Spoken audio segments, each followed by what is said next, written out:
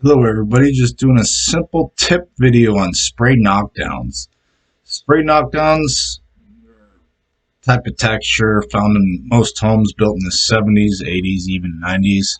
You use a regular joint compound thinned down like a heavy pancake batter consistency.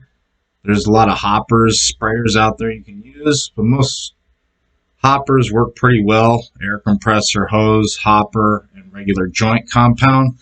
You basically just use a sprayer. You spray on the area kind of like you're going to do a splatter type texture. You splatter, spray the area. Nice consistent sprays.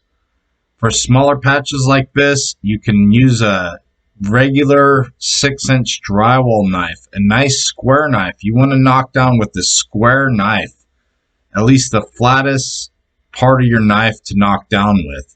I always carry a wet damp sponge with me whenever I do knockdowns. That way I can clean my blade off and keep a clean blade.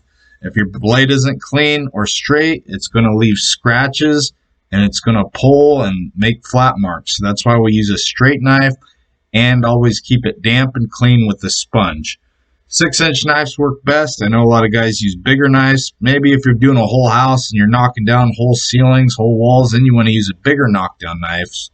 But on these smaller projects, trust me, using a 6-inch, straight 6-inch knife will be your best friend for this knockdown job. Just go ahead and spray your patch out. Spray it like a splatter.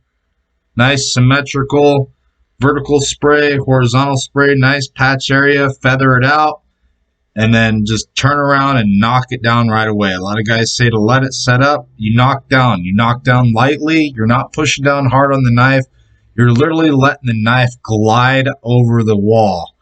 No pressure. You're not pushing down on the knife. You're literally just gliding over the wall. That's why it's good to have a clean knife with the water on it, damp, so it just glides over it. You're just gliding over it, knocking down the texture that you sprayed on, the splatter texture.